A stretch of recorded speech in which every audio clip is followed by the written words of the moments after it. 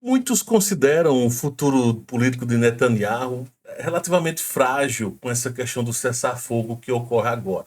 Por quê? Vamos tentar entender nesse vídeo. Né? O vídeo traz aqui na imagem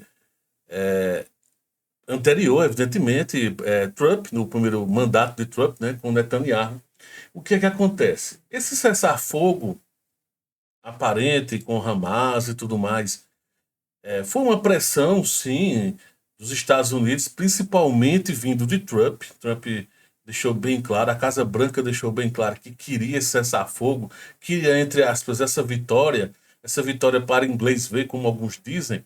E um fato interessante a se observar é o seguinte, é que em meio a isso, mostra o quanto Netanyahu montou alianças relativamente frágeis em tudo isso, tá?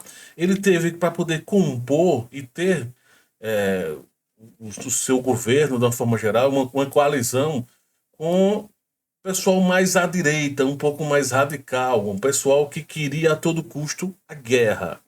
E, de uma certa forma, um dos principais motivos pelo qual hoje Netanyahu está no poder é exatamente essa questão mais bélica dele, tá?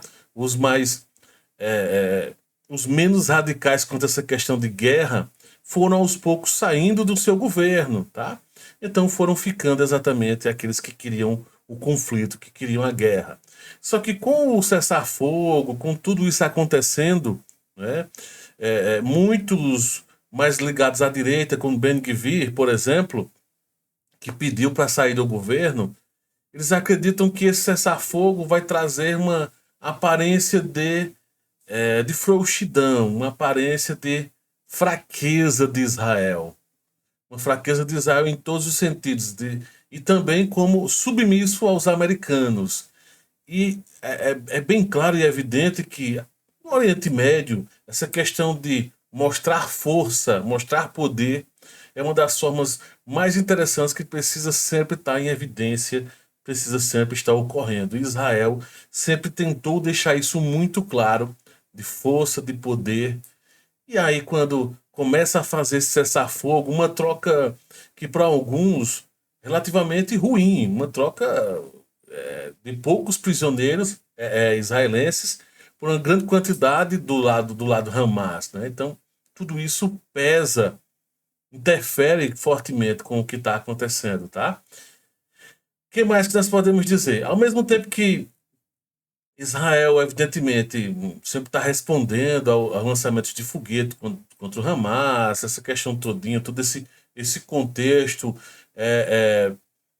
de Netanyahu ter atacado fortemente o Hezbollah, até foi uma surpresa para alguns, acreditava-se que o Hezbollah era o grupo terrorista, de uma certa forma, mais bem equipado, mais bem armado, e Israel infligiu fortemente contra o Hezbollah, destruindo fábricas, bombardeios em quantidade severa, tá? Uma quantidade muito forte. Podemos dizer que sim, foi muito forte esses ataques, não só no sul do Líbano, né? Mas em quase todo o território do Líbano, onde se tinha presença Hezbollah, lá estavam os israelenses, inclusive em território até sírio, inclusive em território sírio, né? Houve muitos bombardeios atingindo essas áreas de infraestrutura, né, de logística do Hezbollah e, no caso, do Irã com o Hezbollah. Mas o fato então é que essa troca, o campo de batalha político está sendo bem mais complicado para Netanyahu. No campo de batalha mesmo em si, ele está sendo considerado como vitorioso, de certa forma. Mas no campo de batalha político, então ele vem trazendo problemas complexos para ele, né? Como eu falei, o cessar-fogo ficou aquém das metas. Em 6 semanas, Israel deve trazer para casa apenas um terço dos mais de 90 reféns restantes, e o destino dos outros permanece incerto, se é que estão vivos mesmo ou não. Supostamente estão vivos. A primeira libertação de reféns ilustrou o quão ilusória aparenta ser essa vitória total. Momentos após o cessar-fogo entrar em vigor, homens armados do Hamas saíram do esconderijo e estavam de volta às ruas, né, comemorando. Até foi do tipo, de onde é que foi que surgiu tanta gente do Hamas? militantes dos mais diversos mascarados, né? Escoltaram, inclusive, veículos da Cruz Vermelha fazendo barulho, pressão psicológica nas reféns, né? E do nada, digamos assim, surgiram esse povo. Então Israel também concordou em libertar centenas de prisioneiros palestinos, né? Incluindo dezenas envolvidos em ataques que foram mortais contra israelenses, irritando a chamada linha dura de Netanyahu, como eu tinha dito, dentre eles o Itamar Ben-Gvir, que é, digamos, o que deixou bem claro, olha, se tiver cessar-fogo eu vou me retirar. E aí se retirou do partido, né, do grupão de coalizão que defendia ainda o primeiro-ministro Netanyahu tem, de certa forma, a maioria. Um outro linha dura, digamos assim, o ministro das Finanças, Smotrich, prometeu seguir o exemplo de Netanyahu, né, de Ben-Gvir, né, se Netanyahu não retomar a guerra quando a trégua de 42 dias expirar. Então esse foi mais brando um pouquinho. Eu não vou sair agora, mas se você não cumprir, eu vou ter que sair. Né? Até ele enfatizou muito isso. Mas Netanyahu prometeu o seguinte: renovar a guerra, o conflito, se o Hamas não atender algumas exigências.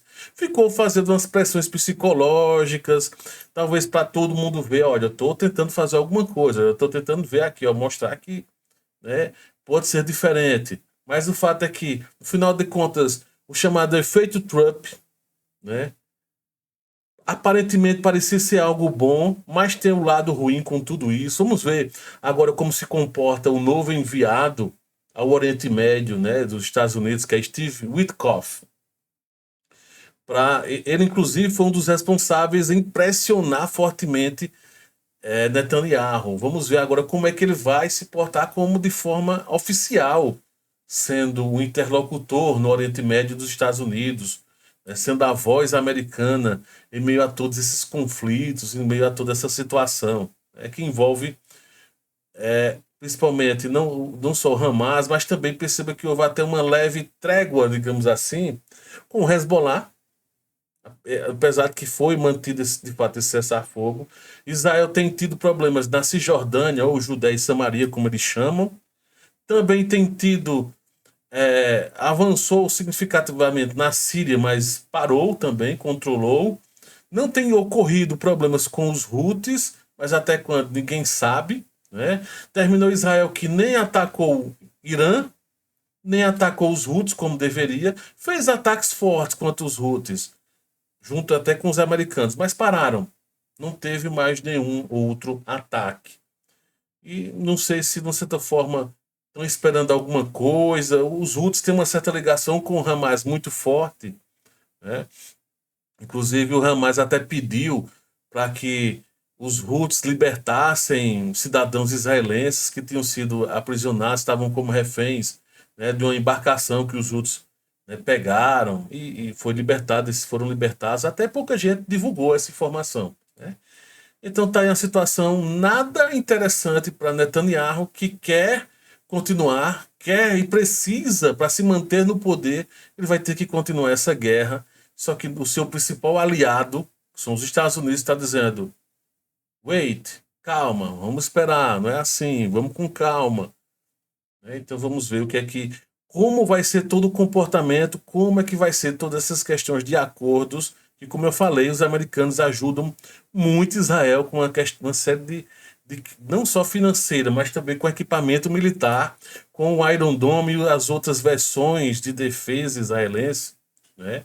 E fica sempre a discussão. Se Israel deixar de lado tudo isso, Hamas vai voltar a se armar, Hezbollah está voltando a se armar, os Houthis vão ficando mais fortes, o Irã vai chegando cada vez mais próximo do seu equipamento nuclear de fato e defesa também antiaérea.